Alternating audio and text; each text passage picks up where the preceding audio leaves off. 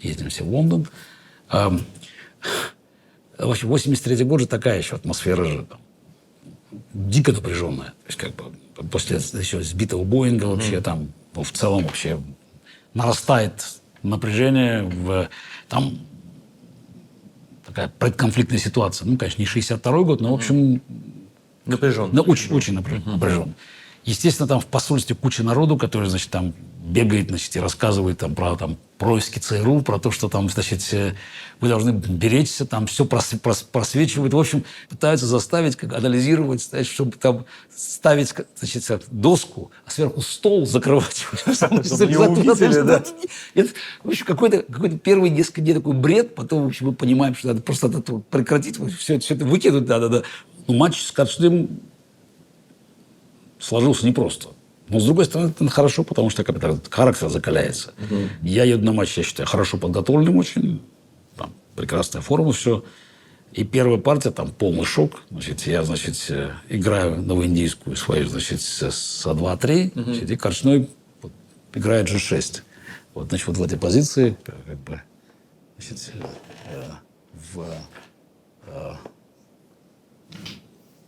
играет G7, G6. Самое главное, что Корчной так уже чуть ли не в блицсталем играл в Герцеговине. Но я почему-то партию пропустил, значит. Явно не готов к этому. И хотя там, как бы, и в один момент мог обострить игру, там была непонятная позиция, я, как бы, и потом в эндшпиле, скорее, мог спастись, но неуверенно играл. Корчной довел партию до победы. То есть первую партию белыми проиграть, там, матч из 12, конечно, партию, но белыми проиграть. Там, я вообще проигрывал там очень редко. Вторая партия, Тарош, он там подготовил там новую идею. Вот. Ну, я отбиваюсь. Третья партия, там мы пытались на новоиндийской новую идею применить. Ничего не получается. Теперь самое. Вот, значит, четвертая партия, непростой эндшпиль у меня. В общем, я спасся. В общем, это тяжело, причем чувствую, очень тяжело просто. Вот, ни игра не идет получается. матч, да? Нет, тяжело просто. Но все-таки соперники немножко другого уровня. Все-таки не белявские. А как бы с таким опытом уже. А он играет тоже, вот, видно, он настроился, ему тоже самому интересно. То есть, вот как бы вот он показывает тоже, на что способен. Мы по четвертой партии тайм-аут берем. Значит, и в пятой я решил каталон сыграть сам. Как бы вот это, значит, то, что мы готовились. Тимощенко получает некоторый перевес, но, в общем, ничего не вышло. В общем, ничья, значит, там какая-то... Из комментарий газеты был, что тайм-аут Каспарову не помог. Значит, да. 5 партий, 3 белыми уже сыграл, -1. Плохо. Шестой Тарош, и, кажется, какой-то редкий план применяет. И, в общем, позиция, кислая позиция. Он там начинает, Виктор Львович, как бы нагнетать. И я, в общем, сижу, я помню просто со своего состояния, такое ощущение, что похоронный звон уже просто. Значит, как-то. Если сейчас проиграю партию, то есть -2. Все, значит, как...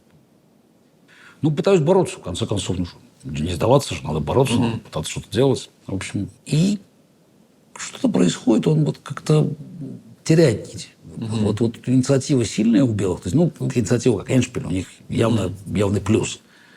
И Корчной соблазняется там, значит, вот, как всегда, часто с ним бывало, там, вместо того, чтобы там развивать инициативу, пешку выигрывает, дает мне мощную контр-игру, значит, я там даже потом уже перехватываю инициативу, но перед доигрыванием, в общем, там зачем-то качество пожертвовал, и партия отложена. У меня лучше, но ничья. Мы анализируем, в общем, и так, скорее всего, ничья будет. Но Корчной решил при доигрывании там поэнергичнее сыграть. То есть вот он когда... Ну, вряд ли, я не знаю, хотел выиграть, но просто, может быть, чтобы меня проверить. И создал себе дополнительные проблемы. И все на грани. Вот выигрыш, ничья, значит, и в последний момент он выпускает ничью. Вот, и там в итоге ферзь против ладьи получился эндшпиль. Ну, вот я все-таки эндшпиль я выиграл. Счет сравнивается. А на следующий день, как бы, я вот... развиваю успех. То есть уже психологически ситуация там поменялась. То есть снова, значит, мы играем каталон. С4 и 6, я G3. Это уже получается... D5. Седьмая партия, D5. Вот. Причем интересно, что там очень много эндшпилей. Мы играем эндшпиля. Корчной как бы... Вот первые 8 партий, он, в общем, он жестко меня выводил как бы вот такие в технические позиции. Разумно. Да, разумно, да. Разумно. И я был очень доволен, что я устоял и даже, в общем-то, сумел даже выйти вперед. Значит, слон G2, значит, он пошел здесь. ДЦ? ДЦ, да, конь F3, слон D7. Кстати, там много идей было. Кстати, новая идея была. То есть, как бы Корчной применял разные новые планы. Слон D7. Я тут, в общем, не готов был к тому, чтобы играть конь E5, как бы, самое принципиальное решение. Слон C6, бить и рокировку делать, как бы, это правильное самое решение такое. Ну, я решил упроститься. Ну, тем более, что выиграл, сравнял счет пока. C5, ферзь бьет C4, да? 2-0? Нет, C5 2-0, да? 2-0. Слон C6. Слон C6. Да. Теперь ферзь C4. Ферзь бьет C4. Я пошел конь BD7, я пошел слон G5. В общем, ничего белых быть не может, уже понятно, что черных просто прекрасная позиция. Он пошел здесь ладья C8, да? Ладья C8, DC, да? Я сейчас Ладья C8, слон F6. Слон F6, да. Здесь можно уже F побить, кстати. Вполне можно было пойти на игру так сыграть. Вот. Но он пошел конь F6 тут. Конечно, если решил тут, Виктор Львович решил, как бы он тоже решил упроститься, конь F6, DC, слон взял F3, слон взял F3, слон взял C5. Да. Ферзь B5 шах, ферзь D7, Да. конь C3. Он взял на B5 здесь, конь B5 и король E7 пошел. Вот. В общем, позиция равная, то есть, как бы, там можно ладья C1 пойти, черный пойдет конь D5, и, в общем, скорее всего, будет там достаточно быстрая ничья. Я здесь сделал ход, который не дает белым реально там никакого перевеса, но зато просто неожиданно резко поменял ситуацию. Очень понравился Петросяну ход. Даже он написал что-то, какой-то цветасто что-то, рассказывая про мою победу в советской прессе, он что-то написал цветасто, что вот в этой, казалось бы, там безжизненной пустыне, там, значит, глоток, да, родник какой-то, что-то очень такое, очень цветастое что-то написал Тимур Вардач, ему очень понравилось. Б4 я сыграл здесь. И вот тоже бывает, вот как бы ход, он по большому счету не меняет оценки позиции. Но в этот момент Корчной видно, что вот его вводит из состояния равновесия просто. Значит, опять что-то начинается, и дискомфорт, и очень быстро все как бы идет наперекосяк. Значит, он бьет на b4, в принципе, это, по-моему, нормально еще слово. Да. b4, конь взял a7, ну и здесь надо было пойти ладья a8. Вот, я находил бы ладья b1, там право, там, в общем, ничья была бы. Вот как бы ладья a8 по правильный ход, да, здесь? Да. А он ладья, да. Он ходит ладья c7. Да. Ладья c7, я хожу... Ладья fc1. Да, вот. Он ход ладья... И здесь и пропустил ход ладья fc1. Вот ладья fc1 ход, и выясняется, что черный теряет пешку. Потому что после размена грозит ладья c7 шах, пешка b7 висит, как бы тут черный не успевает раскрутиться. Вот. Защитить они ладью пока, ладья c8 не могут, конь на a7 важную роль выполняет. Он ходит ладья d7 Корчной, да, ладья b1.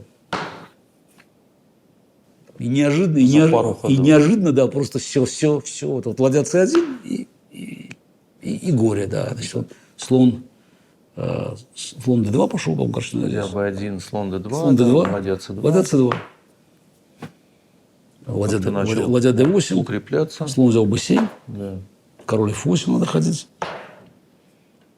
Ладья конь c6, ладья e8. Вот. Нет, после конь c6 ладья c7. Нет, естественно, значит, ладья c7. Да. Я здесь хожу... Ладья b2. Ладья bb2 пока. Ладья bb2. Ну, я тут говорю очень четко. Ладья bb2. Ладья d6. Ладья d6. a4, да, помню, да, здесь? a4, да. Тут. Еще тут. Да. Пошли дальше. Вот. a4. Слон e1. Слон e1. Ну, какие-то ходы надо делать уже черным здесь. Да. И ладья b1. Ладья b1. Обратно. Ну и, в общем, довели до победы. До победы. В 8-м туре, когда мы играем позицию с переменой цвета, снова каталон, то есть он пытается выиграть у меня, чуть лучше эндшпиль, ничего не выходит. То есть, в принципе, после 8 партий, как бы вот стратегия его на ограничение, она не приносит успеха. И в 9-й он уже, в общем, решает как бы сыграть сыграть, ну, не ва-банк, но, в общем, на более острую такую игру, решительную. Но это, в общем, как бы...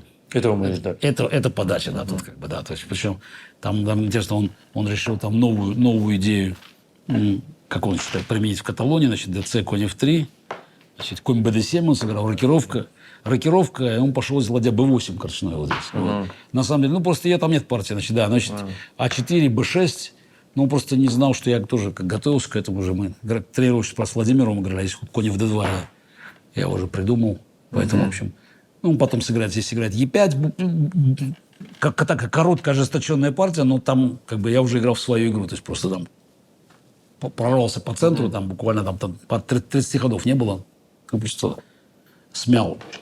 А в 10-ю даст бой. Последний бой Виктор Львович даст. Настоящий там будет ферзевый гамбит. Я уже сыграю классический ферзевый гамбит. Вот, значит, будет главный вариант. Вот это с маневренной игрой, как бы. Вот он будет пытаться меня переигрывать. Вот, но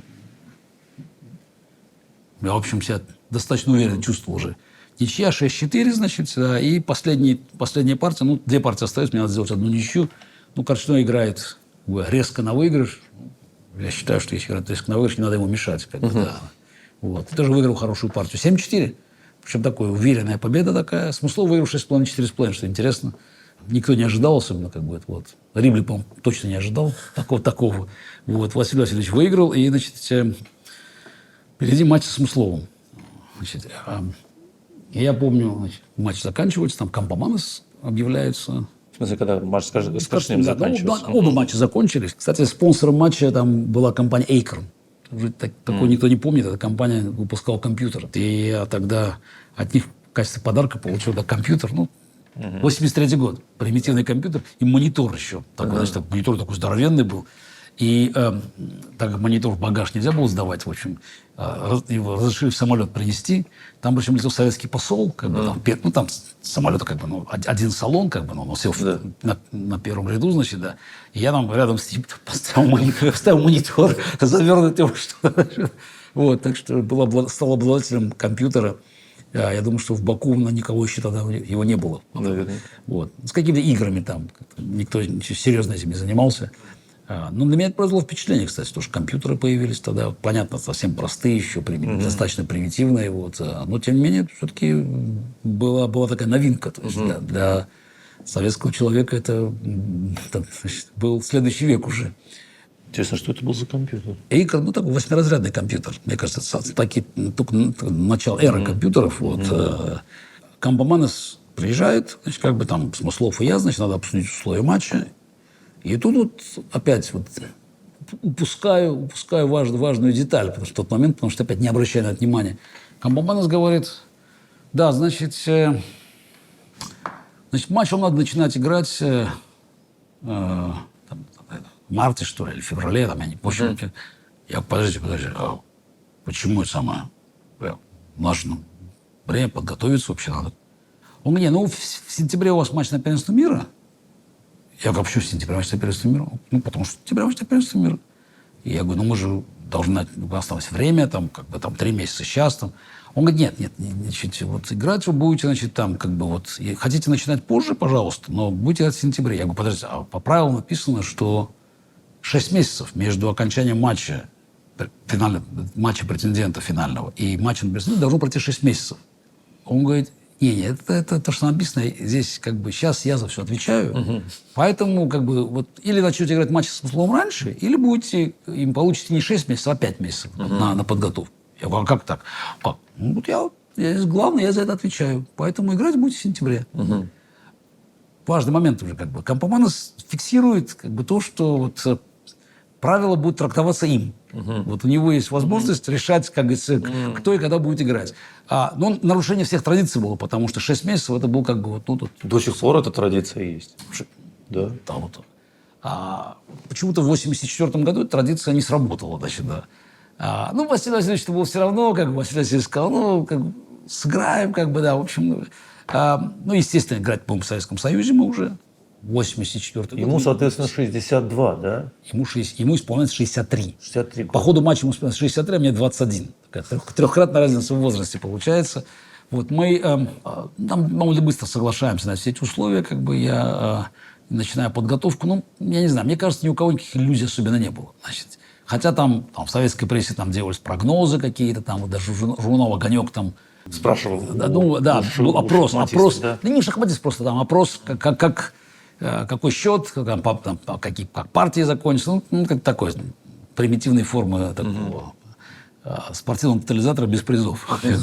Карпов тоже поучаствовал, а потом открыли там, хотя он и говорил о том, что матч сложный, там Каспаров такой, Смыслов такой, там, значит, там Каспаров, там, как бы, там, океан, Смыслов, кто-то писал это, там, Смыслов, земная твердь какая-то, в общем, ну, 8,5-4,5 написал Карпов, как бы. Итог матча, его не пропьешь, да? итог матча его был известен. Я думаю, они уже интенсивно готовились. Мы начинаем, значит, в Вильнюсе играть. Да. А перед Вильнюсом я вот это такая самая загадочная история вообще в моей шахматной карьере. Мы получаем письмо как бы с прогнозом. Какой-то там экстрасенс со связью с космосом присылает нам просто письмо о том, что когда матч я выиграю, со счета 8 на 4,5. И более того, дает раскладку по партиям. Подстава какая. Просто раскладка по партиям дается. Мы берем. Приятно, конечно, прочитать, что ты выигрываешь. Плюс 4 матч. По партиям. Отложили письмо в сторону, как бы забыли. Начинается матч. Первая партия. У меня перевес как бы небольшой получился. Вот, но ничья. Вторая партия, Смыслов новинку применил, кстати.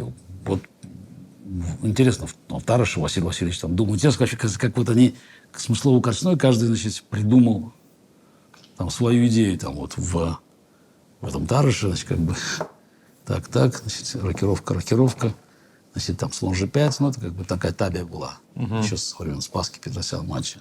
Позиция так себе, конечно, здесь. Вот, значит, Карпов так со мной играл здесь, в принципе, ну, это самый хороший ход ладья c1, естественно. Белявский играл ферзь d4, это не лучший ход. Вот, значит, Корчной сыграл здесь А2, А3. Ход там подождать вообще, значит, посмотреть, что будет дальше черный делать. Корчной или... Корчной пошел А3, Корчной, да, А3, значит, А3, значит, да. Я, значит, нашел ход слон Е6 тут сделал. Уже потом, как бы, вот такой ход. Потому что тут идея, что белый хоть ферзь b3 и поле а2 для ферзя как-то сохраняют, насколько я помню, в общем, это главная ключевая идея была. Я пошел слон e6, и слон пошел король h1 здесь. Все такие ходы. Король h1. Да, значит, на самом деле, эта идея, что после ферзь d7, значит, он сейчас, да, после ферзь d7 бьет на e6 фе и ходит f4. Такой план. На d4, конь e4 очень сильно. Вот. А иначе белый уходит слоном сюда и начинают там меня терроризировать. В общем, да. И я спасся во второй партии, но вообще как бы это была такая проблема. Потом я перешел на ферзевый гамбит. Да. Нет, ну, в восьмой партии я уже придумал ход слон g4 здесь. На самом деле, как бы использовал короля здесь. В общем, как там какие-то... Не помню почему, но это важный нюанс был. Как бы, что король ушел сюда, но теперь слон g4 более эффективно оказалось, в общем-то. И... Вот. Ну, просто интересно, там А3, король H1 такие входы придумывали. Мудреные. Да, мудреные, да. В третьей партии, значит, у нас там Кембридж Спрингс, Василий Васильевич сыграл, значит, но я не был готов, но тем не менее там получил какую-то такую сложную позицию инициативную, выиграл третью партию. И в четвертой партии ферзевый гамбит, он как-то не очень уверенно добьет, разыграл там, вот, и я там перехватываю инициативу, тоже выигрываю. После чего... Смотрю на письмо, там написано: первая ничья, вторая ничья, третью выигрываю, четвертую выигрываю. Интересно. Какая точность, интересно просто, да, значит. Пятая партия, сыграл Василий Васильевич вариант Ботвинника, причем нам применил новую идею, кстати. Он там не конь bd7, а слон e7 пошел, как бы, вот это. Сложнейшая партия, значит, вот. Я думаю, вот уже близко, вот уже победа, и соскочил Василий Васильевич. Там как-то вот не хватило, да. Пятая партия ничья. И вот в этот момент меня такой суеверие. Ничего себе. Ну, почему я пятую партию не выиграл? Ничья. Потому что написано. Потому что шестая, там, допустим, простая ничья. Седьмая тоже, как бы, Кембридж Спрингс тоже ничья. Восьмой у меня перевес. И я в черном как раз играл этого Тараша. Значит, я уже перехватил инициативу. Значит, как бы, как-то думаю. Бог с ним, как говорится, самый. +2 веду. Все по плану. 9-я по плану выигрывает. 9-я написано, что выигрывает. Да? Значит, вот как раз вот 9-я партия. Значит, вот, я не знаю, я даже не знаю, что думать по этому поводу. Ну, тут, я не знаю, порядок ходов другой был, как бы. Вот, конь c3, c6, слон g5, конь bd7, значит, e3, ферзь d5, но я уже из cd бью. Значит, конь d5, Да. ферзь d2, слон b4, да? Да. Ладья c1, e5. Ну, тут a2, a3, естественно, уже пешку жертвую. Вот. Но он был хоть слон d6, да? Слон d6. Слон d6, слон d6, de, да. Слон d6, de. Конь e5. Конь e5. Слон e5, b2, b4. b4, ну, слон c3, ферзь бьет c3. Конь c3, ba. Ну, в общем, после такой перепалки дебютной, в общем, возникает позиция белых два слона. Вот. Ну, позиция очень тяжелая у черных, потому что как бы здесь пешки потенциально слабые. Но если бы, конечно, все они соорганизовали, было бы нормально, но проблема, что это сделать не удастся. А белые постепенно начнут как бы сейчас отжимать. Ну, и там все время еще угроза опять А6 будет. С подрывом, поэтому придется рано или поздно А6 играть. Он пошел конь Е4 здесь, да, по-моему? Конь Е4, да, слон Е4. Да. Вот. Рокировка. F3. Конь Е6, Е4. Ну да, выставили. Выставили все центр. Ну, главное, обрезали фигуры. По-моему, А6 пошел. Да? Ладья Е8, он сперва ладья Е8, король F2. Король F2. И потом только А6. Да. Ну, А6, да. Значит, ну, теперь как бы позиция уже зафиксирована. Дальше сам как бы слон Е2. Ну, в общем, слон Е2, слон Е6, да. Ладья Б1. Да, ладья Б1. Ладья Б1. Ладья Е7, да. Ладья HD1. Ладья HD1. Ладья Е8, да, будет. Ладья Е8. Вот. Ладья Б2. Ладья Б2, слон С8, да. Ладья Д2. Вот, ну, белые одну ладью надо будет поменять потом. Ладья Д7. Ладья Д7, как бы. Бум-бум. Бум-бум. Конем он Конем взял. да. Слон Е3, да. G4. G4. Ну, значит, надо двигаться. Захватываем пространство здесь. Черные ничего сделать не могут. Вот.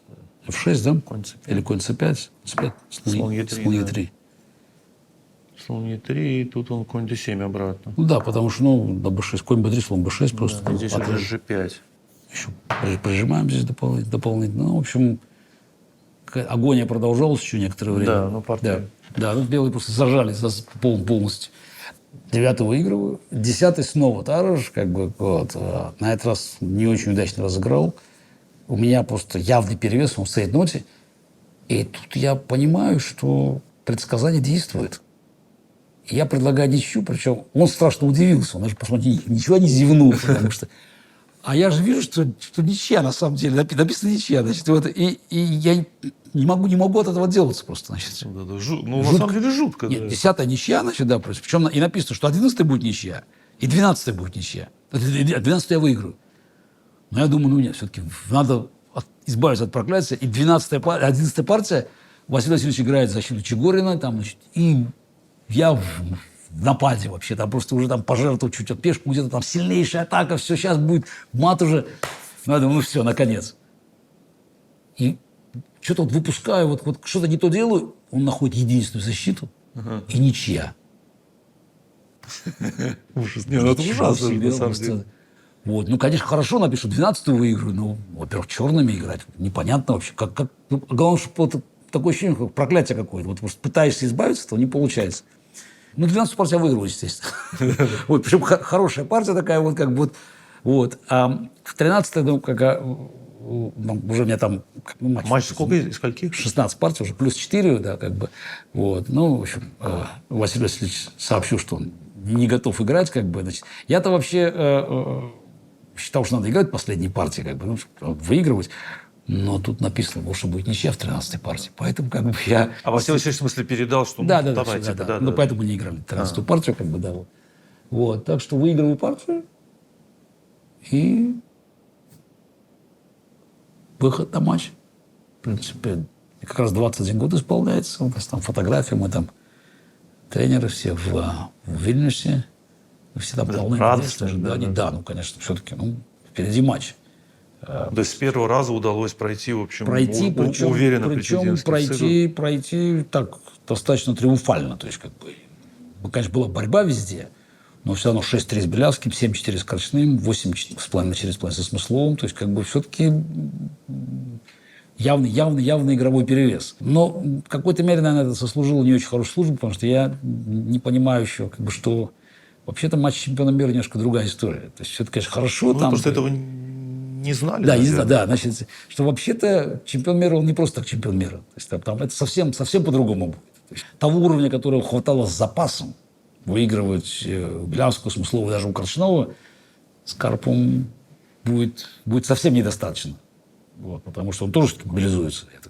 Можно понимать, что это уже не Корчной. То есть появляется новый соперник, и он тоже как бы начнет показывать, на что он способен. Так, подготовка к первому матчу на первенство мира. Задумались мы о расширении команды, потому что все-таки матч на первенство мира.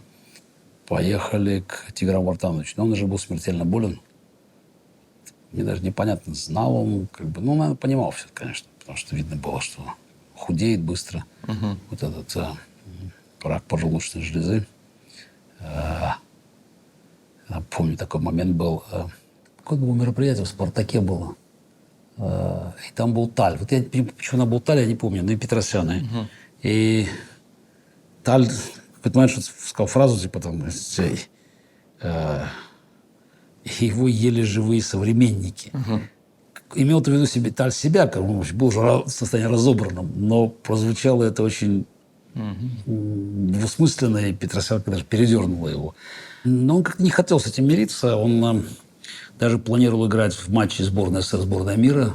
Матч у нас в июне, который в Лондоне должен состояться. Вот он до последнего хотел доехать, но, в общем, да, было невозможно это. Когда были у него на даче, вот он и Рона Яковлевна, они порекомендовали пригласить Йосю Дорфмана в команду дополнительно. То есть уже были, значит, Никитин, Владимир, Тимощенко, Самосвой, Шакаров. Вот, и как бы, для укрепления Дорфмана. Ну, такая вот началась новая история, как бы, может быть, не самая лучшая идея была. Плюс я еще в тот момент начал как бы работать с Адарьяном. С ним какие-то отношения после Бани Луки 79 года такие дружеские завязались.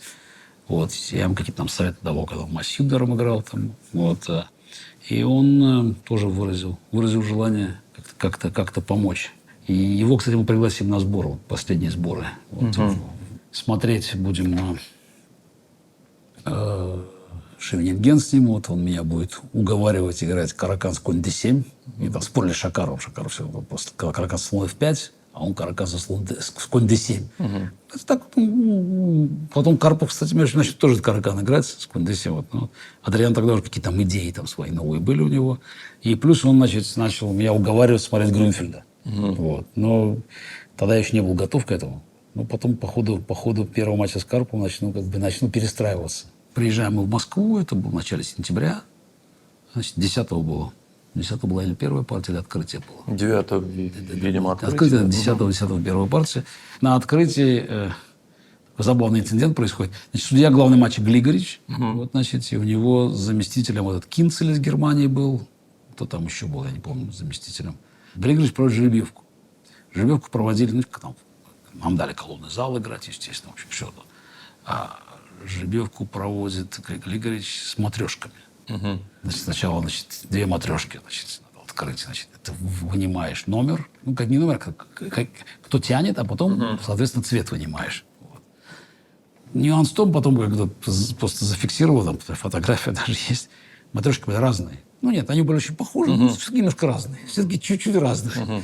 Вот, значит. Ну, и Карпов, естественно, первый раз белыми играл. Ну, опять совпадение такое, но матрешки все-таки были чуть-чуть разные. Первая партия на сцене колонного зала. Как вообще ощущения были? А опять, это все равно как-то ты как входишь в легенду как-то. Вот, тут играл Ботвинник, там играл значит, Петросян, значит, как вот это вот. Ты как бы сам входишь в легенду. 10 сентября в Москве в колонном зале Дома Союзов состоится первая партия матча на звание чемпиона мира по шахматам. Наш корреспондент ведет репортаж. Знакомьтесь, чемпион мира Анатолий Карпов. 33 года, из которых уже 10 лет уверенно сохраняет свой высокий титул и соответствующий титулу шахматный авторитет.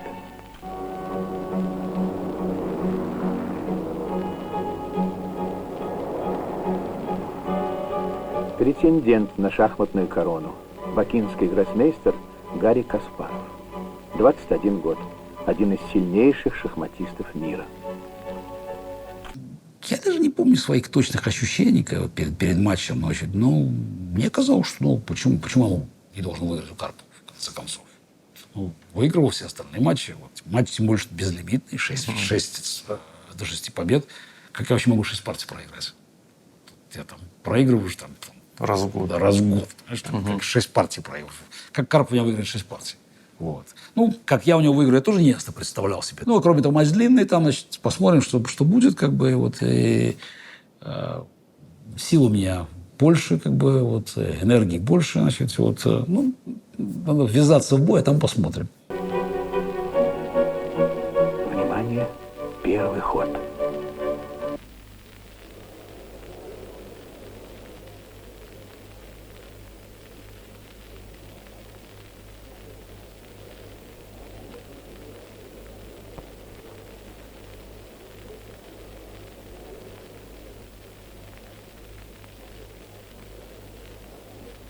Это мама Гарри Каспарова. Почему волнуется она, ясно. Но остальные? Что заставляет людей после работы 5 часов отсидеть в тихом зале, упоенно следя за самой, пожалуй, незрелищной игрой? Первая партия Шевинген был, значит, я дал ему атаку Келлиса сыграть. Сейчас забавно сейчас, когда смотришь на партию современную, понимаешь, что, в общем, наши оценки там 40-летней, 30-40-летней давности, они, конечно, сильно отличались от компьютерных. В том плане, что тогда я и матчи с Карповым, потом я играл за черных Шевинген, допускал атаку Келлиса. Сейчас белые играют без темпа играют. Там в Найдерфе играют аж 2, аж 3, потом уже 4, и все равно выясняется, что черных не очень хорошо. Но тогда смотрели на все это по-другому. Более того, результаты были неплохие еще практически. Значит, я там сыграл по Адарьяну, значит, там были новые идеи, но, правда, Карпов обошел все подводные камни, получил инициативу какую-то, но я, в общем, довольно легко отбился. Первая партия ничья. Во второй новоиндийская, значит, я гамбит с d4, d5 играю. Там мы много смотрели, в общем, и получаю я крайне перспективную позицию. И причем Карпов очень много времени отдает, потому что он провел новинку, но мы про нее знали. То есть он добьется, значит, я быстро отреагировал. Кстати, его это сбило с толку, потому что он сделал новый ход, а я почти молниеносно ответил, потому что мы это уже смотрели. Сверхперспективная позиция, значит, и так можно пойти, и так можно отыграть материал. И здесь важный момент. Белых не было выигрыша, но можно было получить перевес, отыграв пешку. Я здесь тут эта ошибка. Я думаю, нет, зачем пешку? Там сейчас надо развить инициативу здесь, да. И я, значит, вместо того, чтобы отыгрывать пешку, продолжаю играть без пешки и явно переоцениваю позицию. И, по-моему, выясняется, что на самом деле белые остались без пешки, черных остался укрепленный центр, и позиция не очень. Другое дело, что в цейтноте там Карпов тоже напутал, мы откладываем партию. И находим четкую ничью. К счастью, в общем, находит четкая ничья. Я уже давно смутно помню конфигурацию, но помню, что там четко отработали, ничья. Значит, 1-1, нормально все. И третья партия.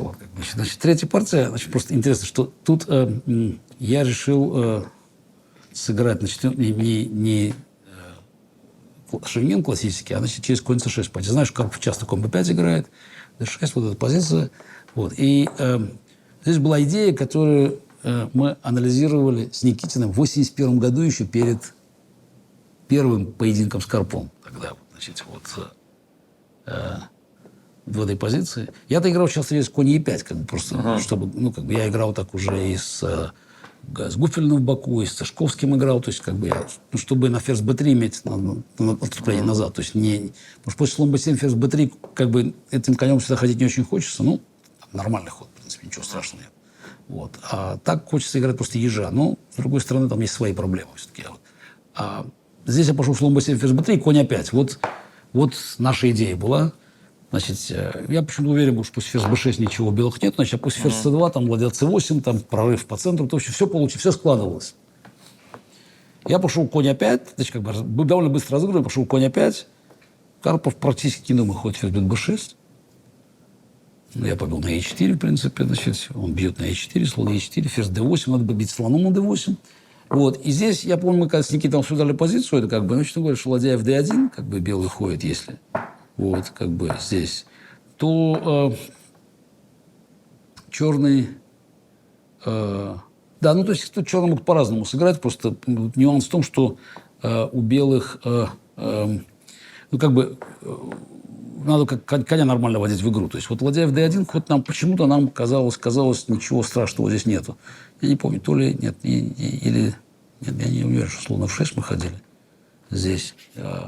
Нет, там партии нет. Ну, может быть, я не... Или слон e7. Ну, в общем, почему-то мне показалось, что эта позиция как говорится, терпимая позиция. Вот. Может быть, и не совсем правильно, как бы. Вот. Может быть, начать со слона f6, слон d4, теперь слон e7 уйти. Вот, как бы вот так. Там конь вернется на c6. Вот. Карпов быстро достаточно пошел ладья d1. Оказывается, они тоже так смотрели. И здесь интересно, я вот смотрю на позицию и понимаю, что что-то что за ужас вообще. Сейчас конь начнет переходить, в принципе. А что я просто получил с раздачи такую плохую позицию? Что за такой кошмар? Другое дело, что я сейчас, ну, когда начинаешь думать, ну, можно было все-таки опять играть, там, ну, слон e7, там, уходить, там, конь e7. Ну, понятно, неприятная позиция. Ну, там, ясно, что, конечно, там, Карпов, да, мучил бы, там, пил кровь. Но, с другой стороны, ну, и не такое отбивали. Как, ну, хуже, да. Хуже, неприятно, да, противно. Ну, ничего, ну, что теперь делать? Ну, надо бороться. Может быть, я не знаю, может, конь b7 уйти лучше здесь, потом, там, слонался. Когда конь перейдет сюда, слон пойдет сюда. Ну, как-то вот можно... В общем, не знаю, отбился бы или нет, но была бы борьба какая-то. Но я вот потерял голову, пошел d5. Вот, значит, f3, слон f5, значит, побил Карпов, ладья d5, слон e6, ладья d6. В итоге выяснилось, что я эту забрал, он забрал эту, и почему-то мне не удалось никакой игры создать. Я, в общем, лишняя пешка, и спокойно он его выигрывает партию. Третья партия, значит, так как-то вот проиграть, и так вот бездарно, как-то вот, такой нехороший, под ложечкой там заныло, знаешь, вот нехорошее такое ощущение. Вот. И с дебютами как-то вот... И вот начинаешь понимать, что что-то вот... И этот, и первая партия не нравится. Швинген такой, который играли мы с атакой Керриса. И в третьей что-то здесь... И, вот. Ну, пока была четвертая партия белыми. Получил, кстати, я там... Мы начинаем играть эту длинную серию новоиндийских за оба цвета. Я получил, кстати, довольно перспективную позицию. Вот. По-моему, Карпов предлагал ничью, я отказался там. Да. Вот такая была насыщенная партия. Отложили, но я, в общем, не сумел развить инициативу. Не хватило сил. Как бы еще вот. Хотя давил уже. В пятой партии я решил впервые сыграть Найдеров. Перешли уже через Найдеров в нормальный швинген. И, кстати, получилось очень хорошо. Вот это как раз это станет главным оружием в итоге. Ты знаешь, вот, как вот идет процесс как бы формирования, то есть по ходу под ураганным огнем врага, значит, перестраиваешься. Вот, значит, и вот приняли решение как бы играть, значит, уже там Найдеров. Да, ну главное, что там еще смешно, значит, как бы Найдеров мы рассматривали как, ну, так, может быть, промежуточное, потому что там Йосиф Дорфман начал агитировать меня играть, такая была модная система в раузере черный. Раузер.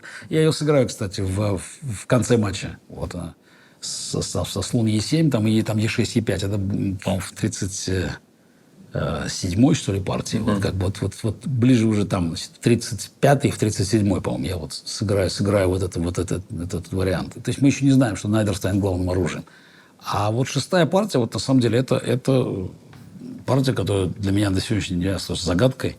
Потому что я, честно, не могу представить, как я мог так плохо играть. Вообще, вот начало матча, я вот смотрю на партии, которые там были сыграны. Не знаю, хочется начинаешь верить в парапсихологию. Там же вот какое-то большое количество парапсихологов там ходило там, значит, вокруг матча. Там, значит, надо как-то объяснять. Вот, необъяснимо. И поэтому начинаешь думать просто про какое-то внешнее воздействие, потому что я никогда не верил. Но сейчас, глядя на то, что я делал в этих партиях, то, скажем, вот в 6-й партии, я не знаю. Наверное, надо искать просто логическое объяснение, что значимость матча, она, в общем, конечно, оказалась для меня непосильной. То есть я не сумел как бы нормально сосредоточиться. Хотя то, что было в 6-й партии, вот эта позиция, вот то, что мы играли, я сегодня все равно нормально объяснить не могу. Конь b6, кажется так, да. Вот. Это теория, к которой мы готовились. Тут, значит, вот это, если ход bc здесь есть. Потом, кстати, я бы по партию эту и с Карповым в первой партии в Ленинграде. У нас я черными сыграю эту позицию. Карпов, кстати, очень много будет играть белыми. Потом он интересно, что у него тоже формирование репертуара идет, какие-то вещи он начинает менять, да. И вот это новоиндийское станет вообще ключевым оружием. То есть то, против чего он играл в матче со мной, кстати, у меня не сильно получалось это, но он потом возьмет на вооружение. То есть эту позицию жертвы пешки. Мы, кстати, много смотрели тогда, я помню. С Владимиром ферзь А4 был, слон Б5, ферзь С2. Смотря конь Б6, и как-то какую-то такую позицию смотрели, как здесь загораживают белые. Я не уверен, что это самое лучшее было, но это как одна из идей, которые мы анализировали. В принципе, на самом деле, белым проще, наверное, ферзь С2 играть, потому что, на самом деле, с пешкой проблема здесь. Потому что она С5, Д5 всегда неприятно. Я, по-моему, на ферзь С2, ферзь С7 играл, пытался Е5 ходить. А Карпов пошел конь Б6. Он явно не готов был в этому варианту. И здесь потом сам Карпов в Андервилле выиграет очень легко, потому что после С5, конь А4, ферзь С2, Е5, конь Б3, черные могут сдаться. Просто позиция проиграна. Сразу. Просто в одну калитку. Наверное, лучше ход на С5 здесь Б4 пойти. Здесь слон Б2, конь С4. Но эта позиция тоже очень кислая. Ферзь С2, слон Б5, А4, Б, ладья А3. Очень кислая позиция. В общем... То есть все в одну калитку. Он сделал ход конь b6, и я что-то... Я даже не думаю, почему я что-то здесь забираю. Даже не понял, почему я там забираю, в принципе. Там было... Еще было ЦБ был. Безобразный ход вообще, да? Просто открыть линию сразу. ЦБ, помню. Ладья С1 пошел. Слон А3, ладья С2. Конь А4, слон М1, да. Ладья С2, ферзь взял С2, да. Ферзь А5. Вообще, выстраивать фигуру здесь вообще, я, естественно, смотрю, тут уже тут, а это там все. Да. Вот посмотри, что будет дать. D5, так. D5. Не, сейчас ферзь D1, ладья C8. Ферзь D1, ладья C8, конь B3. Ладья C8, конь B3. Ферзь B4. Ферзь B4. D5. D5, да. Теперь посмотри, вот как я играл в шахматы вообще всегда, вещи, которые я делал просто рукой. Значит, он бьет на D5, да. ЕД, и ходит конь C3. Да. Как я вообще мог пойти ферзь D4 в этой позиции? Когда там как я мог не пойти ферзь D5 вообще? То есть это, посчитать варианты, это не самое сложное в этой жизни. Конь А2, по-моему, там ладья Е3, да, по-моему? Там, по-моему, просто... и все это, понимаешь, тут черные не устоят. Просто потому что все тут, а король там. То есть это то, как говорится, что всегда было главной ударной силой. То есть я всегда, такие вещи я исполнял. Там взятие на D5, ладья E4 выигрывает, по-моему. То есть, да. Я когда смотрю эту позицию, я не понимаю вообще, как. Я даже не рассчитывал этот ход. Я пошел ферзь D4 здесь. Причем это сыграл довольно быстро. Не знаю. Не могу объяснить это. Потом я Шакаров рассказывал, что нам, как они говорили, Ботвинник там звонил, спрашивал, ферзь D4. Кстати, ферзь D5 мало кто рассматривал. Что интересно, все ферзь взял, конь D4. Карпов опять, он взял на А2. Значит, он понимает, что надо забирать пешку, потому что тут... И тут я делал молниеносно жуткий ход конь С6. Жуткий ход конь С6. Выигрывал конь F5 еще. Тоже ваш ход вообще фирменный. Ботвинник, я здесь задумался, и Ботвинник, как я сказал, Шакаров мне потом передает, что Вот, когда говорят, конь f5, доска у ботвинника. Это вот. И главное, что это ход в стиле Каспарова. Ну, в стиле Гарика. То есть нападаем, двигаемся. Вот. Ну, так, опять, не варианты не столь очевидные, но тем не менее, как бы после конь f5 компьютер-анализ показывает, что, в общем, черные не спасаются. Делал какой-то жуткий ход конь c6, Карпов ход слон c5. Причем Карпу мало времени еще. Здесь еще, по-моему, еще ход конь e7. Конь e7 еще как бы у белых все нормально. Все нормально. Слон h3, ладья a8. Ну, слон h3, ладья a8. Здесь сделал жуткий ход слон d4. Вот. Ну, правда, я не знаю, что как вот уже... Вот как здесь правильно играть. Вот. Слон d4. Бьет на d4. Конь d4. Мне казалось, что я пешку проведу в ферзе здесь. Не знаю, почему. А он пошел... Король f8 просто ходит, Карпов. Король f8. d6, да? Да, и конь c3. Конь c3. Выясняет, что никакая пешка никуда не проходит. Почему она не проходит? Как ее останавливаем? d7, слон b7. Трудно объяснимая Не цепочка знаю. ходов. Дальше я что-то там... что это? Да, там тоже, кстати, будет момент, когда тут... Конь c6. Конь c6. d6, конь c3, конь c6. Да, Да. конь c6. Слон b7. Слон b7. Слон g2. Слон g2. Ладья e8. Ладья e8. Вот. Видимо, правильный ход. Да, в общем, единственный ход. Тоже недостаточно еще. Конь e5. Да, конь e5. f6. f6, да. Ну, может, важно, как это все складывается. d7 было. Ладья d8. Конь b7, fe. Ладья e5. Не, слон c6. Слон c6. Нет, да. Я пошел слон c6, и здесь Карпов сразу выигрывал как-то. Значит, он пошел король e7, слон b5, вот слон b5, конь b5, ладья e5. Король d7. Король d7, ладья b5, ладья a8. Король c6. Король c6. Вот. И здесь я делаю 41-й ход, да? Да. Но здесь просто подумай, как бы, да, значит, и я здесь сыграл ладья h5 здесь. Да.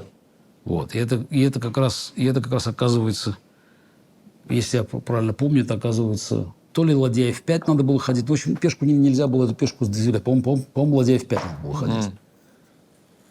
По-моему, ладья f5. По-моему, здесь, в общем, белые имели бы шанс реально спастись. Ладья f5. По-моему, ладья f5 правильный ход. Вот эта позиция она уже проиграна. То есть я там сопротивлялся, правда, проигрываю. В общем, -2. Вот. И, конечно, состояние совершенно как бы никуда не годится. Может быть, надо было тайм-аут брать, я не знаю. В общем, я решил, 7-й сыграем. В 7-й, значит, я хотел как раз сыграть уже там этот Раузер, новый дебют. Тоже, кстати, показатель, что там как бы... Концепции не было такой четкой, да? И он играет d4 Карпов. В 7-й партии он играет d4. Меняет руку как бы. Вот Тараш, он там подготовил там систему целую. Но мы хорошо были готовы к этому. И здесь происходит тоже необъяснимое. То есть я играю по нашему анализу и там трачу 1,5 часа. Никитин потом спрашивает, а что происходит? Почему надо тратить 1,5 часа? Потому что вроде стоит позиция, мы же все смотрели же это все там. Ведь есть вариант. Почему ты тратишь 1,5 часа? Я не знаю, почему. Я там не могу объяснить. То есть я там смотрю, там, думаю, может быть, так сыграть, а так сыграть. В общем, но в итоге все равно получаю нормальную компенсацию, отдаю пешку центральную, там, получаю полную компенсацию. Значит, Карпов, кстати, хорошо тоже играл. Качественная партия очень. Доходит дело, как бы, да, значит, там позиция упрощается. Вот. Причем там много обоюдных возможностей было. Поменять ферзей и ничейный эндшпиль. И я вот делаю ход там. Вместо того, чтобы поменять ферзей, я там уже ладья c2. Карпов, естественно, отказывается от размена. Может быть, я еще мог спастись, но я тут полностью отключаюсь, и, значит, все, партия 3-0. О спорте. Завершилась 7-я партия матча на звание чемпиона мира по шахматам. Счет 3-0. Впереди Анатолий Карпов. О погоде. Сегодня... Итак, племя шахматистов породило племя болельщиков. Скажите, пожалуйста, за кого вы болеете? Я за Карпова. Я тоже за Карпова. За Каспарова. Только за него. За кого? За Карпова. А почему? А потому что он выиграет.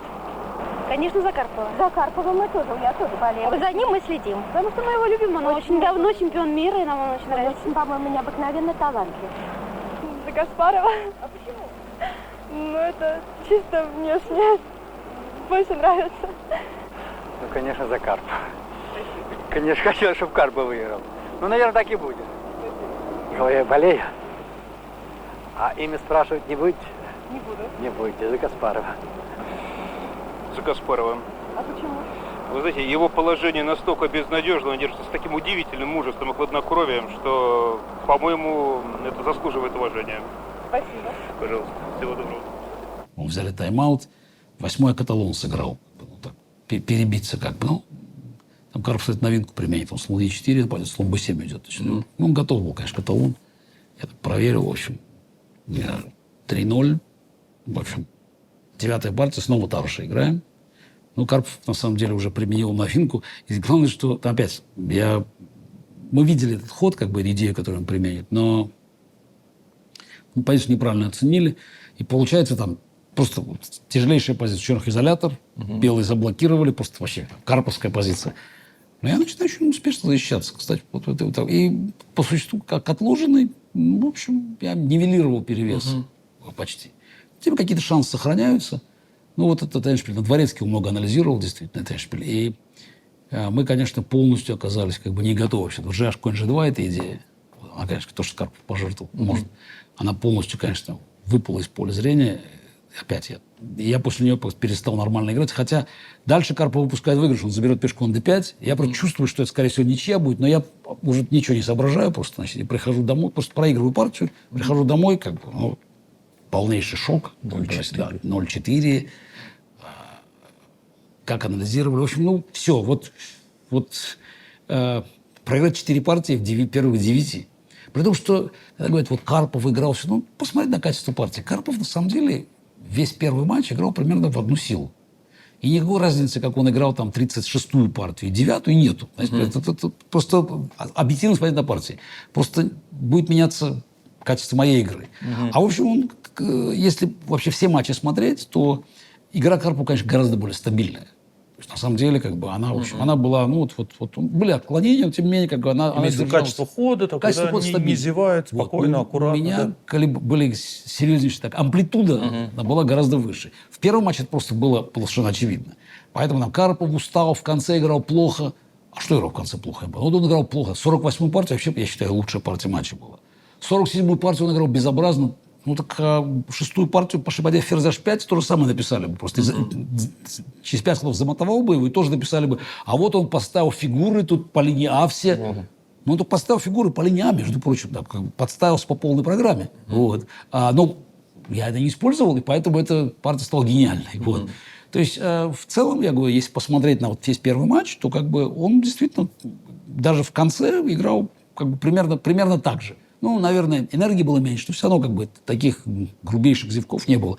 С какого-то момента просто я начну играть принципиально по-другому, то есть намного лучше. Что произошло? Вот как происходило тогда после вот 0-4 вообще? После 0-4 нет, ну, то есть, конечно, там полный шок, потому что что делать, как бы, как дальше жить вообще, что... Ну, потом Бах мне, кстати, расскажет, что он предупреждал Карпова, говорит, сейчас приготовься, говорит, Толя, с тобой сейчас будут делать ничьи подряд. Карпов отмахнулся рукой, как бы вот. Ну, для себя я решил, что надо как-то там просто продержаться хоть какое-то количество партий. Поэтому, в общем, с этого момента я начинаю там перестраиваться. Там очень интересно, там, когда утром в гостинице «Россия» же на 17 этаже. На 16-17 два этажа было, как мы там взяли как бы, для команды. Алла Борисовна Пугачева явилась. Значит, такая, ну, у нас были очень хорошие отношения. Там, как в Вильнюсе она проводила гастроли как раз.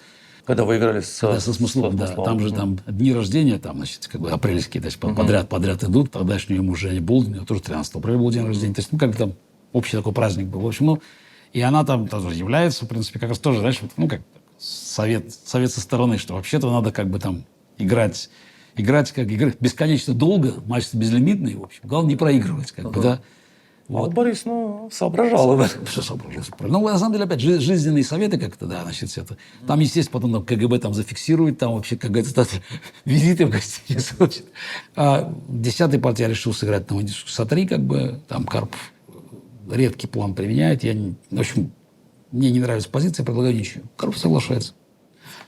А вот дальше начинается интересное событие. Значит. Дело в том, что я, как после 9-й партии, меня все ничего не устраивает, и Адарьян меня, наконец, уговаривает играть Грюнфельда. Я начинаю, как бы, значит, Я прихожу, сажусь, жду сейчас. Грюнфельд и Карпов ходят конь f3. Как он чувствовал, да, вообще? Чувствовал. Потом-то, на самом деле. Чувствовать можно, все было хорошо, только, значит, еще можно знать. Дело в том, что потом мы уже выясняем, там, значит, близкие Карпу люди организуют тотализатор на первые ходы. Дорфман, ну, вот, играет в этот тотализатор. И... Это какой-то неофициальный был. Неофициальный, да. Да. Но тем не менее, как бы, да, и дает, значит, и ставит на то, что в 11-й партии черное слово выйдет на g7. Угу. Ну, как бы Карпов, может, не знает про Грюнфельд, но на всякий случай Грюнфельд стародейский проверяет, что я сыграю. Просто. Ну, потому что после коня f3 Грюнфельд не получается. Ну, вот надо играть какой-то уже другой там. Вот, чистого Грюнфельда не будет. А если я буду играть стародейскую, значит, я могу сыграть стародейскую. Значит, проверка такая на схожесть, да? Вот. Ну и совершенно понятно, после того, как я начинаю задумывать, что, в общем, скорее всего, я планировал играть именно это. Скорее всего. Так что такая информация там уплыла потом, ну, там, Дорфман все там расскажет вот, о том, что он там был тотализатор, в котором он там играл. Там. Когда потом? Это будет в 1987 году, когда... Потому что он признается, да? Ну, когда, в принципе, человек, который его организовывал, приедет нам и это расскажет. Вот, так что, ну, там целая история, которая там в журнале «Огонек» была, потом и Литвинов по этому поводу писал, то есть, то, что они тоже выясняли со своей стороны, откуда вся информация утекала. Значит, ну, вот тогда вот... То есть информация из вашего лагеря утекала уже во время первого матча? Да, ну, естественно. Но это была вот именно в такой форме, как бы, вот, значит, то есть они знали, на что Дорфман ставит, и, соответственно, определяли, что вы собираетесь играть. Да. Это, значит, это была первая стадия утечки была. Вот, значит, да. А потом, как сказать, по окончанию матча Дорфман сдаст вот этому человеку, Фельдману, как бы, ну, ту информацию как, на конец матча. Как бы, поэтому какие-то вещи на конец матча, в общем-то, будет список вопросов, которые они составят, он на них чистосердечно ответит. Как бы. И вы об этом узнаете потом? Это все будет в 1987 году уже, в принципе. Как бы, я все уже тогда... Какое-то время пройдет, когда наконец все начнет всплывать. Значит, ну, пока, значит, 11-я партия, конь f3 он пошел, значит... И я думаю, я сейчас сыграл двойной фианкетто. Ну, точнее, пошел, значит, конь f3, c4, b6 сыграл. Хуже стоял. Но, на самом деле я начинаю отбиваться и как бы и выясняется, что вообще Карпову не хватает пробивной силы. То есть, как бы, когда я начинаю отбиваться, встал в стойку, как бы, значит, вот он бьет, как бы я там отбиваюсь. Значит, 11-я партия, 12-я опять какая-то короткая ничья, в принципе, каталон. 13-я партия, там, Карпов что-то подготовил, там, новый двойной фианкетто, я там как-то раскрутился, отбился. 14-я партия, короткая ничья, снова, в принципе. То есть вы уже встали на 15-я партия, значит, там уже новоиндийская, там, причем мне казалось, даже я где-то там перехватываю, но не удалось. В общем, в итоге, после всех таких осложнений, цейтнотных, вот, возникает позиция у Карпова лишняя пешка 4-3. Причем очень интересно, там, значит, такой психологический момент. Конечно, он должен его ферзей сохранять. Сначала я пытался уклониться сначала, и Карпов удивительно, что он не понимает, что над ферзей надо ставить на доске. Вот. Он меняет ферзей, получается, знаешь, там слон и конь, разноцветный слон, против слона и коня. 4-3 на одном фланге. Ну, скорее всего, ближе к ничьей позиции. Но, тем не менее, 4-3, значит, все считали, что это вопрос как бы, техники, да. А у меня рассказывают, когда начинается доигрывание, появляется Крогиус. Посмотрел так, значит, повозит, помучает и выиграет пятую, и уходит. Ну, нет, возил и мучил правильно там, да, только партия кончится в ничью. И вот здесь я впервые начинаю понимать, что вообще-то, если долго сопротивляться, вот Карпов начинает прогибаться, потому что он явно, опять, он использует какую-то неуверенность, появляется дискомфорт. Долгая борьба такая, в общем, когда соперник не ошибается, у него проблема. У него были возможности, кстати, там развить, я не знаю, выигрыш или нет, но в какой-то момент он мог там попробовать там, изменить конфигурацию пешную. Но он реально даже не создал мне проблем никаких. То есть просто я довольно уверенно сделал ничью, и меня эта партия вдохновила. Как бы, в общем, сделал ничью. И в 16-й, вот уже в новоиндийской, я там, значит, там подставляется, значит, на наш анализ. У меня позиция, значит, как бы перспективная. И тут он еще делает ошибку. И, в общем, вот это вот, как бы, если вот сейчас можно вот поставить, потому что это такой один из переломных моментов в матче. Значит, мы снова играем, значит, как бы эту позицию. Слон, не слон G26 начать, слон C3 играют. Конь D2, рокировка там, конь E5, слон B7, рокировка коня 6, Е4, С5, ЕД, ладья Е1, ЦД, слон Д4, конь С5. Да. Вот. Смотрите, конь С5. Вот. И здесь тут много, на самом деле, разных идей будет. Мы это смотрели. Как бы. Я хожу конь Ж4. Вот. Конь Ж4. Да. Потом Карпов. Да, конь Д4, ДЦ. Конь С4. Конь С4. Слон Ж2, король Ж2. Конь Ж4. Ферзь бьет Ж4.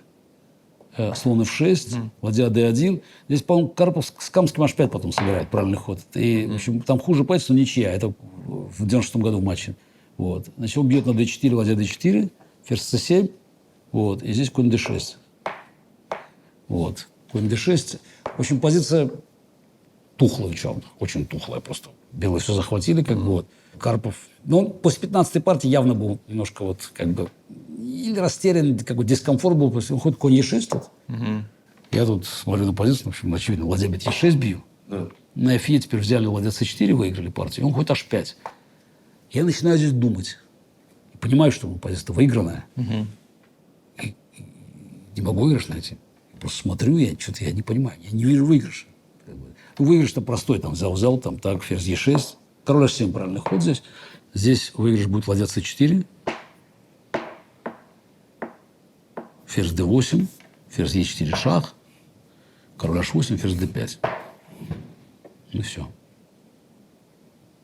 Не бином Ньютона. Ну, конь f7 выразить, здесь висит все. То есть не бином Ньютона. То есть вы выиграете. И я сижу, я смотрю, я просто что-то ничего не понимаю, как так не получается. И так не получается, так не получается, так не получается. Ладья d5, G6, конь e4. Да. Конь e4 пытаюсь. Значит, он ходит здесь. Ладья d8. Ладья d8. Конь g5 шах. Король g7. Ферзь e4. Ну, тоже шах. Напал на все здесь. Ладья f8. Нет. Из последнего. Да, правильно. Ладья f8. Ладья f8. Ну, теперь...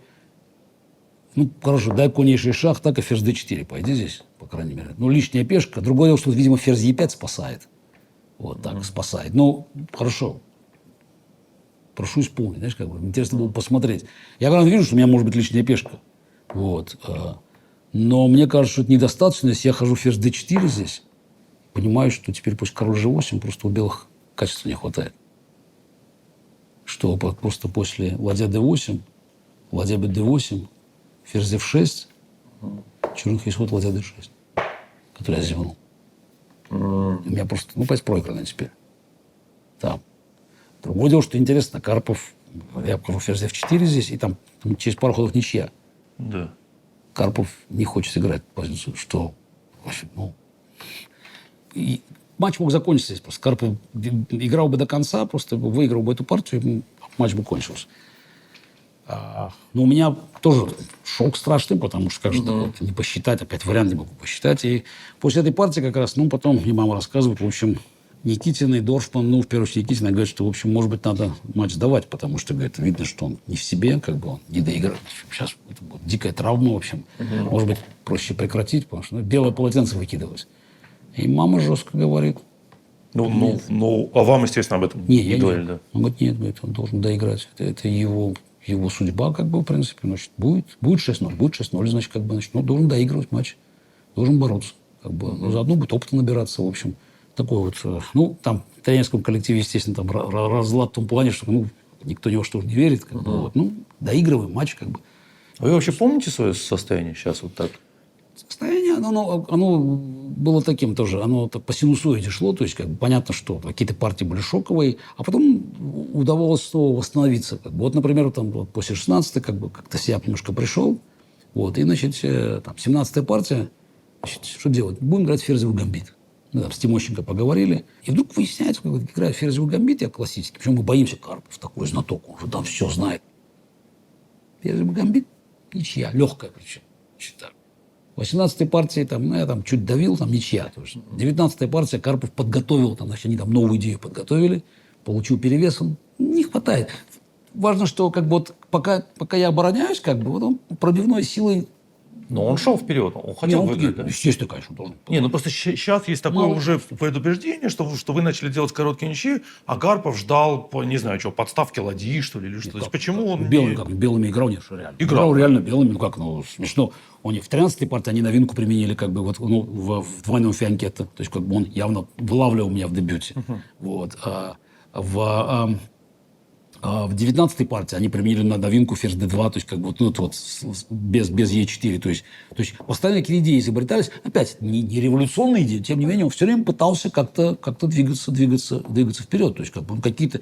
Другое дело, что он вообще никогда не рисковал. Вот. Понятно, что он минимизирует риск, но тем не менее, он все время что-то пытался делать. Вот. Какие-то возможности там изыскивали. Опять небольшие, но ждал, где и как я прогнусь. Вот. Но это такая манера игровая вообще, в принципе. А что он вначале делал? Вначале он тоже подавали просто вначале, что 7-я, 9-я партия, боролся, но если бы я не подставлялся вот так грубо, то тоже бы не выиграл. 6-ю мог проиграть вполне. То есть, только 3-ю, где там конь опять сыграл неудачно, он там, естественно, в этой партии четко довел до победы все. А в остальных партиях события опять принципиально ничем не отличались, за исключением того, что я стал играть более устойчиво и отбиваться в худших позициях. Вот 19-й отбился я, в 20-й партии у нас был тоже двойной фианкет, и там я применяю новинку, момент тоже очень показательный. Значит, Карпов решил проверить, что получается. Значит, мы играем такой двойной фианкет, повторяем вот эту король g2, значит, рокировка e4, ферзь c7, b3. То, что было в 13-й партии, значит, я побил на e4, здесь ферзь e5, ферзь f3, ферзь d4, значит, и здесь, значит, Карпов ходил со мной слон a3, значит, я конь c6, в итоге я ладья d1, я отбился, там, ферзь e5, ладья d7, удалось отбиться, в общем, там опять, у белых было все время немного лучше, но я уравнял. А здесь я придумал ход, Адарьян предложил ход ладья b1. Ботвинник предложил ход ладья b1. Вот. Когда мы сели смотреть, он спросил, а что если пойти ладья b1? Во время матча? Да, во время матча. А он приезжал в гости? Да, после 13-й партии Ботвинник предложил ход ладья b1, предложил здесь ход. Значит, ферзя хотят поймать белые. Вот.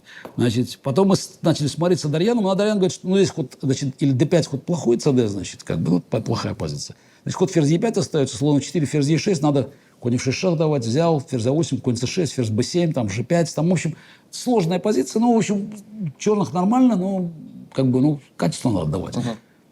Я пошел ладья b1, Карпов ход ферзь e5, я пошел слон f4, что-то я смотрю эту позицию, мне начинает страшно, думаю, так, и предложил ничью, значит, да. Карпов себе соглашается, там какой-то народ там подумал, что я уже выиграл партию, потому что качество самое, значит, начали там страшно радоваться, вот. Потом говорит, почему ничья? Потому что я не хотел играть, потому что я считаю, что позиция сложная, опасная, g5, выходит ладья e1, ферзь f5, надо уходить слоном куда-то, ладья, ладья b8, ферзь c7, такой эншпиль мог возникнуть, в принципе, белых приятнее, естественно, эншпиль. Такой бы эншпиль я играл, вот, потому что уходить ферзем там на a6 тут b6, b5 черные могут пойти, на самом деле немножко все парализовано. Вот. В общем, конечно, надо было играть в шахматы дальше.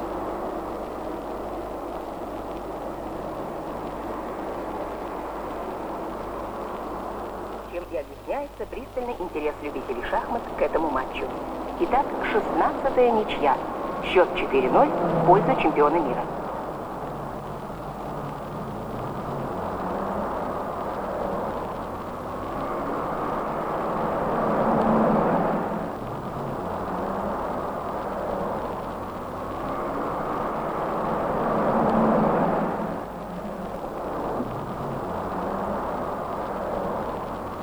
В 21-й партии мы там новинку нашли, нейтрализовали их очень хорошо. Карпов план, который они применяли, ферзь d2, там, в ферзевом гамбите. Причем в ферзевом гамбите нам нравилось. Мы там отбивали атаки. То есть в этот момент мне вообще понравился такой алгоритм. Они что-то готовят, мы отбиваемся, пусть Карпов выигрывает. В конце концов, хочешь выигрывать, выигрывай. Значит, 21-я, там 22-я тоже какая-то ничья. У меня, кстати, был опять перевес Каталонии, я там получил Карпову позицию, тоже я не готов выигрывать. 23-я, легкая ничья. Причем видно, что в какие-то моменты Карпов там терял энергию, потом как-то начинал энергичнее играть. 25-й он попытался выиграть, он, кстати, там имел ферзем давление, не получилось ничего, то есть я тогда отбиваюсь, ничья. 26-я, Оно 24-й уже был, я не рискнул сыграть. Играли вариант с C4. Опять были какие-то идеи, в общем, но я не рискнул. Там интересная жертва ферзя позиционная. Не пошел на нее. 26-й Карпов уже не допустил этой возможности.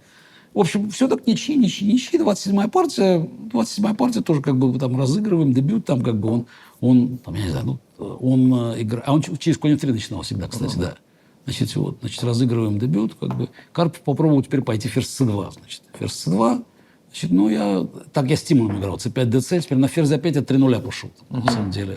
Ну, это ферзь A5, CD, ED 3-0. Вот так было. Ферзь A5, CD, ED 3-0 я играл. А здесь я пошел DC, просто слон C4, ферзь A5. Как бы это мы смотрели, это все рокировка. Побил на C3, побил конь D7. C6, BC, значит, как бы, Карпов там слон E2 пошел здесь. А слон E2, конь B6. Какой-то хоть владеет C1, что ли, сделал здесь. Какой-то такой. Вот. В общем, понятно, что ничья здесь, да. И мне потом руководитель нашей делегации, это Юрий Мамедов, он сказал, что как возникло, значит, там, уже это конец ноября был, вот, значит, Батуринский на него посмотрел рядом, говорит, ну что там, Юра, пошли заводить моторы, пошли, сейчас разойдутся, да. Дальше начинается какой-то, я начинаю подставляться стабильно, ухудшать позицию. В общем, я чувствую, что я что-то не то делаю, ухудшаю позицию, не туда фигуры ставлю. Позиция простая, достаточно. Черные по-разному могут здесь там делать ничью. Подставляюсь, в общем, и отложенная партия, уже бесперспективная. Таль пришел, кстати, он был проездом. Посмотрел на позицию, да, говорит, конечно. Это, в общем, что-то я там поиграл еще, в общем, партию здесь проигрываю. Вот. И на что Михаил Михеевич говорит, что, молодой человек, вам теперь осталось только громко хлопнуть двери. Вот. В 28-й партии я, да, сейчас это причем 5-0. Карпов взял тайм-аут, причем уже так переварить ситуацию новую. Вот. Этот подарок, как удав, переварить там подарок этого. Карпов берет тайм-аут, а я, запланировал, думаю, пора Е2, Е4 сыграть. Там русская партия, какая-то идея была, в общем, там какая-то инициатива, но ничего не получается. 29-й, я снова решил сменить дебют. Миран играю. Мы подготовили. Не готов Карпов был к нему, Мирану, мы там, на самом деле, по ходу матча мы там новые дебюты осваивали, постоянно шла какая-то работа, то есть матч, на самом деле, оказался важным, потому что я выстраивал будущий репертуар, это смотрели, то есть, на самом деле, причем более качественно, то есть, новый дебют, Миран появился.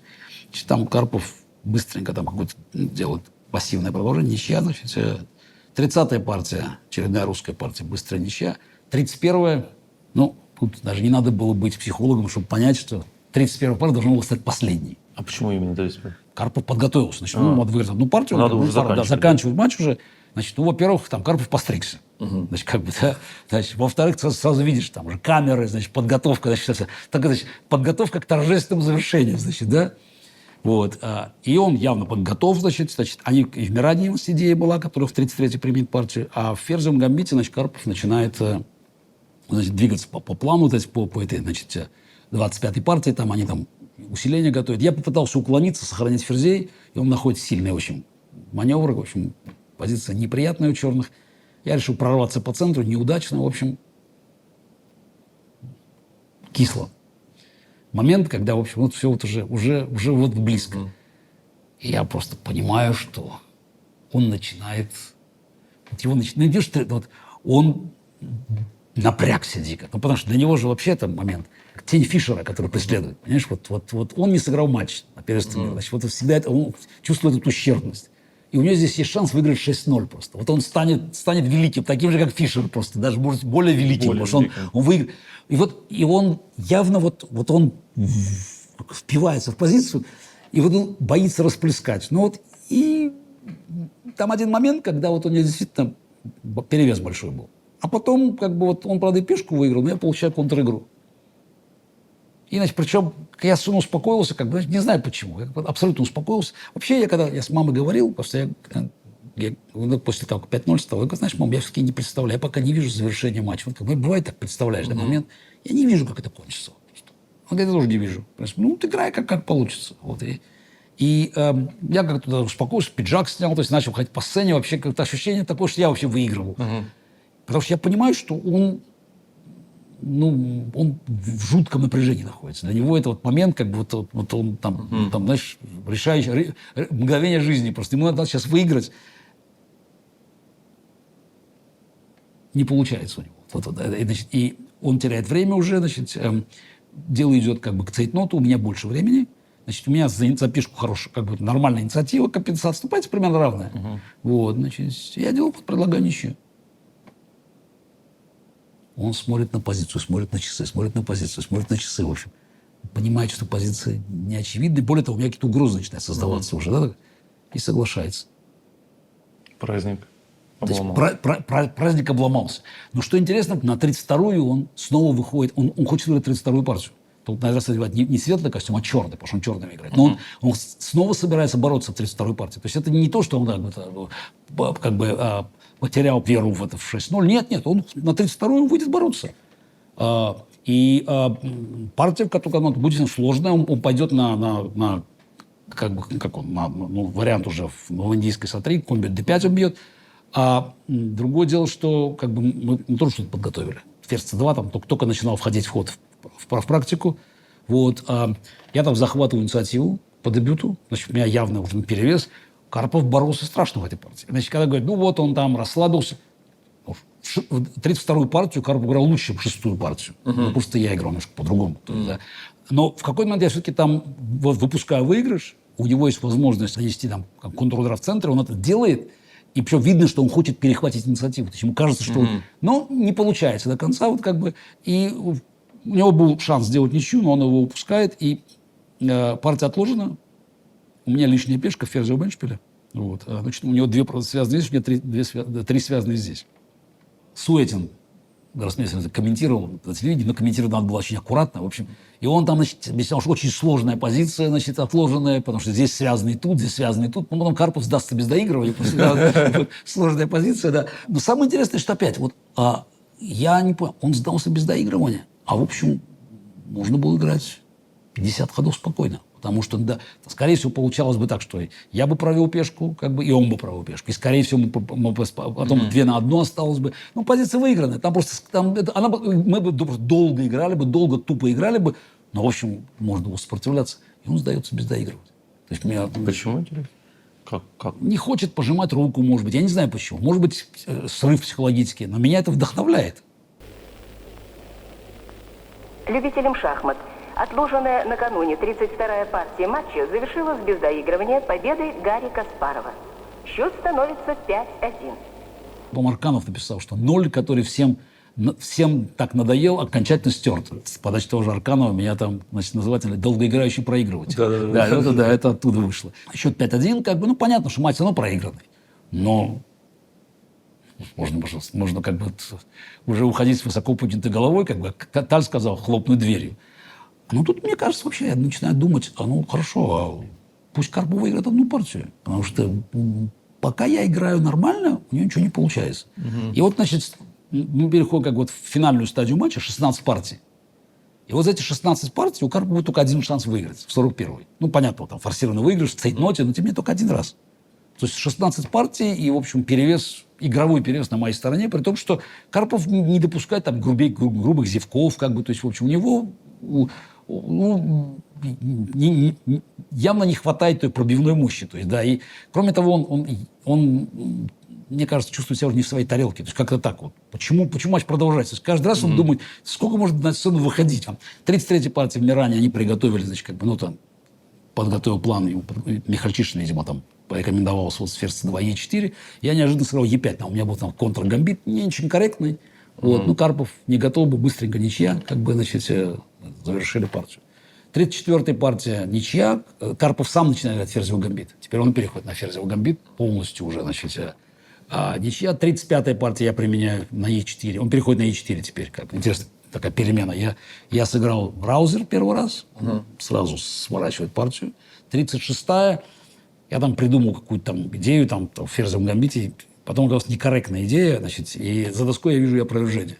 Вот, на самом деле там, в общем, позиция у белых была очень неприятная. И Карпов задумался надолго. Я там в ужасе, там в комнате отдыха, думаю, ну все, сейчас ферзь b8 сыграть. И он не делает хода, естественно. То есть он как бы переходит в позицию без пешки. Объективно проигранная позиция совершенно у него. Но я не сумел добить. То есть 36-я партия ничья. 37-я партия он попытался что-то сделать, как бы там, улучшить. Но опять я контр новинку применил.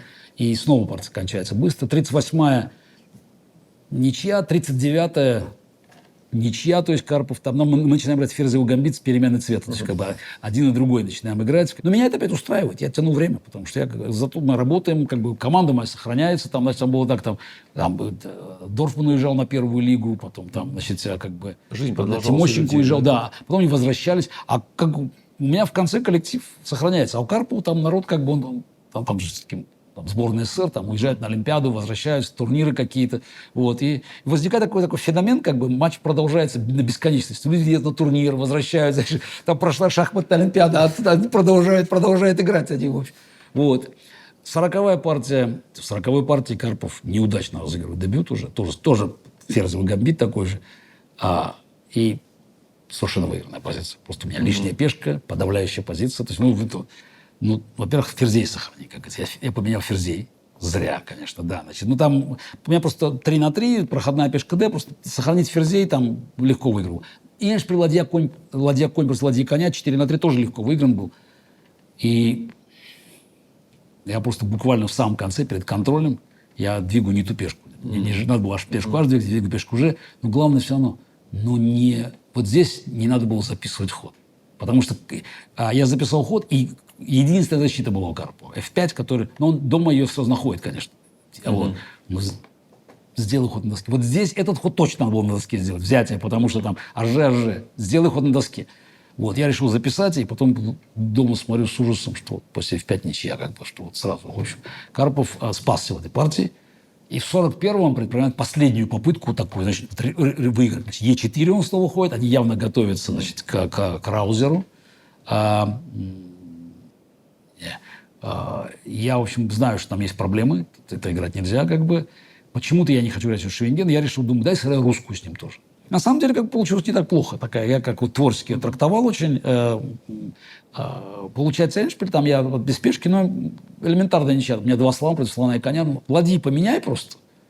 Вот. И дальше все очень просто. Кстати, сам Карпов потом после партии сказал, что же тут ладьи не поменял, просто ничья элементарная, потому что 2 слона, отдаленная пешка ничего не может сделать. Там все время угроза перехода в разноцвет.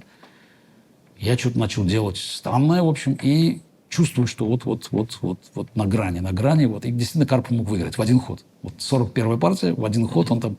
Надо было не взять слона, а двинуть пешку. Потому что на самом деле как бы... Но он считал, что, видимо, он так выигрывает тоже. И я как-то перекрутился, и получается, значит, отложенная позиция, значит, эндшпиль 2/1, значит, ладья конь там. И интересно, что Карпов там пытается играть, и как-то эффект 15-й партии. И я упорно защищаюсь, и он в какой-то момент просто теряет интерес, как бы, и партия быстро заканчивается в ничью. То есть 41-я, 42-я еще ничья идет такая, как бы, тоже продолжение ферзевого гамбита того же, там Карпов уравнивает уверенно. Шахматисты играют, судьи судят, болельщики болеют. Пресс-центр кипит уже 6-й месяц.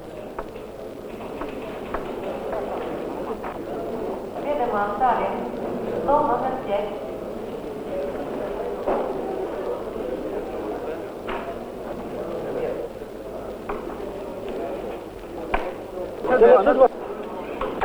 Спокойно, без рук. Трудно. Многие устали. И тем не менее разлетаются по всем континентам отсюда репортажи, снимки, интервью. Мир ждет окончания матча. В 43-й я наконец понимаю, что надо делать. Играю в Швейнген. Через Найдер. Карпов хуже получает позицию. Ну, как бы я уже чуть лучше по дебюту вышел я, потому что там пытался раньше прорваться. И ничья, как бы я предлагаю ничью. В 44-й я перехожу к Е4 сам. Теперь, значит, да, вот, во-первых, стало ясно, что он хочет играть против русской партии в 40-й, в 41-й, значит, да. И я теперь похожу на E4, он играет испанку.